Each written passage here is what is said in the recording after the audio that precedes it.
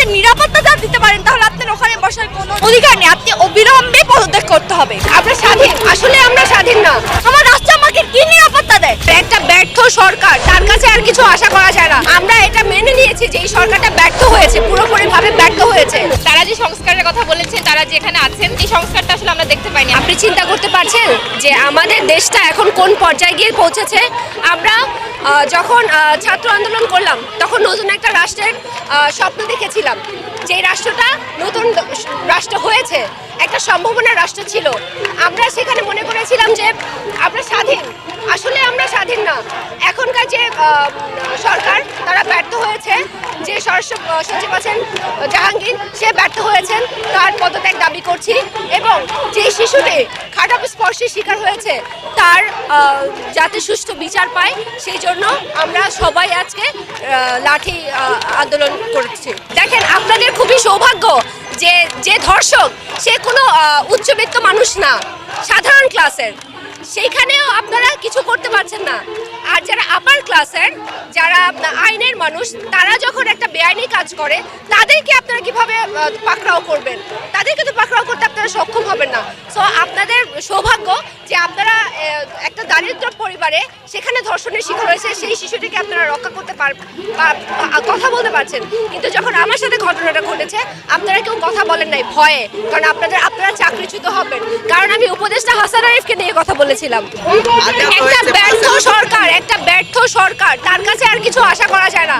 আমরা এটা মেনে নিয়েছি যে এই সরকারটা ব্যর্থ হয়েছে, পুরোপুরিভাবে ব্যর্থ হয়েছে। আমি বলবো কি, আপনার যোগ্যতা কি? আপনি যে এখানে বসে আছেন কিসের ভিত্তিতে, কিসের মতের ভিত্তিতে, কার ভিত্তিতে বসে আছেন? গণ অভ্যুত্থানের আপনি নারী দেখছেন না? যখন আর নারীরা যখন লড়াই করছে, একটা ছেলে যখন একটা ইট মেরেছে, যখন একটা বাড়ি দিয়েছে, তখন পাল্টা যে মেয়েটা যে প্রতিবাদ করেছে, তখন কি বলেছে মেয়ে নাকি অন্য ছেলে? তখন কি এটা ভেদাভেদ ছিল? তখন এই ক্ষেত্রে যখন নারীর উপর এত হামলা, এত নিপীড়ন, তখন তো আপনার কথা আসে নাই কেন? আপনি কাদের উপর বসে আছেন? আমাদের উপরে তো বসে আছেন। আপনি যদি আমাদের নিরাপত্তা দিতে পারেন তাহলে আপনার ওখানে বসার কোনো অধিকার নেই। আপনি অবিলম্বে পদত্যাগ করতে হবে। আসিয়া হচ্ছে মাগুরা জেলার মেয়ে, আমাদের ছোট বোন, 8 বছর একটা মেয়ে। আমি যদি বলি, এখন অনেকে বলে যে আমাদেরকে বলে আমাদের পোশাকের সমস্যা, তাহলে বলবো ওই মেয়েটা কি দোষ করছে যে পর্দা করতো, যে হচ্ছে মাদ্রাসায় পড়তো? আমার বোন যে আসিয়া, যার কথা আপনি বললেন, ও কি দোষ করছে? ও কি বুঝে এগুলার? বলেন, 8 বছরের একটা মেয়ে, ও কি বুঝে? আমাকে উত্তর দিবেন আপনারা? পারবেন না।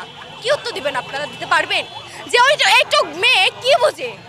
ও খুন, দর্শন, নিপীড়ন, এগুলা কি বুঝে? আমরা অবিলম্বে প্রকাশ্যে শাস্তি দিতে হবে। এই যে আমাদের ট্যাগ দিচ্ছে শাহবাগ, এই শাহবাগের যদি না থাকতো তাহলে এই জুলাই অবদান কখনোই সম্ভব ছিল না। আমি যে মার খাইছি, আমার খবর আজ পর্যন্ত কেউ জানে না। আমি এখন পর্যন্ত প্রকাশ্যে আসিনি, কিন্তু যখন আমি নিপীড়নের সামনে পড়ে যাচ্ছি, আমি ধর্ষণের সামনে পড়ছি, আমার রাষ্ট্র আমাকে কি নিরাপত্তা দেয়? কোনো নিরাপত্তা দিচ্ছে না। তাহলে আমাদের আবারও বিরোধ রাস্তায় নামতে হচ্ছে আমার নিরাপত্তা নিশ্চিত করার জন্য। আমাদের দেশে যে অহরহ গত 1 মাস, 1.5 মাস, 3 মাসে যে অহরহ নারীর উপর নির্যাতন, বিচার বহির্ভূত হত্যা মামলা, বিচার বহির্ভূত যে হত্যাকাণ্ডগুলো ঘটছে, নারীদের উপর, শিশুদের উপর যে ধর্ষণগুলো ঘটছে, এবং রিসেন্টলি শিশু আসিয়ার উপর যে ধর্ষণের সে যে ধর্ষণের শিকার হয়েছে, তার জন্য আসলে আমরা এখানে দাঁড়িয়েছি।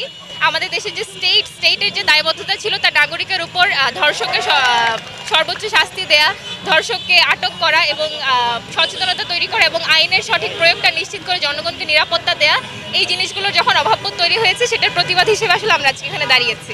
আসলে এই জিনিসটা কখনো নাম্বার দিয়ে তুলনা করা যাবে না। একজনের জন্য একজন ধর্ষণ হলেও সে দায়বদ্ধতা রাষ্ট্রের নিতে হবে, 10 জন ধর্ষণ হলেও সে দায়বদ্ধতা রাষ্ট্রের নিতে হবে।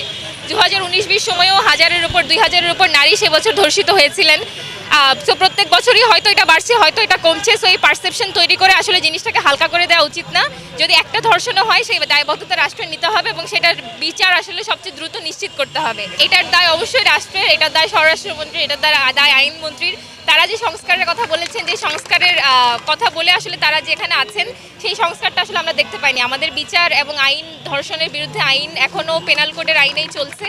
কোনো দ্রুত বিচার ট্রাইব্যুনাল বা কোনো কিছু আমরা এখনও দেখতে পাচ্ছি না। ধর্ষণ নিয়ে অনেক ধরনের ট্যাবু এখন আমাদের আইনে আছে, এটাও কোনোভাবে এক্সপ্যান্ড করা হচ্ছে না। আমাদের আজকের এই আন্দোলনের দাবির মধ্যে এই দাবিগুলো ইনক্লুড করা আছে।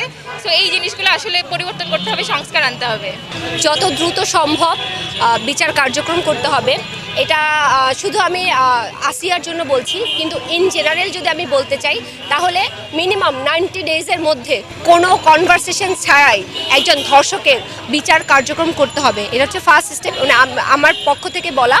আর সেকেন্ড হচ্ছে একটা ধর্ষকের নজির, মানে এক্সাম্পল একটা বিচার করতে হবে। যেমন হচ্ছে আমি জানি না, এটা শুনতে হয়তো বিভৎস লাগবে আপনাদের কাছে, পাথর নিক্ষেপ করে তাকে পুঁতে পাথর নিক্ষেপ করে তাকে মেরে ফেলা, এটা ভয়ঙ্কর শোনাবে। কিন্তু যদি সম্ভব হয় বিচারের ব্যবস্থায়, যদি সম্ভব হয় প্রকাশ্য দিবালোকে একজন ধর্ষকের ফাঁসি ব্যবস্থা করা, যদি একজন ধর্ষককে প্রকাশ্য দিবালোকে ফাঁসি ব্যবস্থা করা যায় তাহলে 10টা ধর্ষক সচেতন হয়ে যাবে, সে ভয় পাবে সেকেন্ড টাইম আরেকজনকে ধর্ষণ করতে। সেহেতু এক্সাম্পল হয়ে যায়, জানে এমন একটা বিচার ব্যবস্থা শুরু করতে হবে। আপনারা সবাই জানেন আমি ধর্ষণ নিয়ে কথা বলেছিলাম 2 মাস আগে উপদেষ্টা হাসান আরিফের বিরুদ্ধে। তখন আপনারা কেউ বিশ্বাস করেন নাই যে 84 বছরের একজন বৃদ্ধ সুফি চেহারার অধিকারী তিনি কিভাবে ধর্ষণ করবে। এবার তো প্রমাণ পেয়েছেন যে সুফি চেহারার অধিকারী বয়স্ক মানুষও 8 বছরের বাচ্চাটাকে ছাড়েনি খারাপ স্পর্শ করতে। তাহলে আমি বা আমার মতো যারা আছে বা আরও অন্যান্য নারীরা যারা আছে তারা তো সেফ না। তাদের কাপড় জামা, তাদের চলন বলন, তাদের পোশাক পরিচ্ছদ নিয়ে যখন আপনারা কথা বলবেন, সেটা কথা বললে ওই ধর্ষককে ধামাচাপা দেওয়া হয়, সে যে ক্রাইমটা করেছে সেটাকে ধামাচাপা দেওয়া হয়। সেইটা কথা না বলে আগে যে ক্রাইমটা করেছে সেটার পানিশের ব্যবস্থা করা উচিত। যেই নারীদের সংশ্লিষ্ট যদি থেকে থাকে এটা সুষ্ঠু তদন্ত হওয়া উচিত। তদন্ত হওয়ার সাথে যদি সেই নারী যুক্ত থাকে তাহলে তাকেও বিচারের আওতায় আনা উচিত। সে নারী বলে যে ছাড় পেয়ে যাবে তা কিন্তু নয়। কার দ্বারা ধর্ষণের শিকার হয়েছে সেটা জানেন? উপদেষ্টা হাসান আরিফের দ্বারা।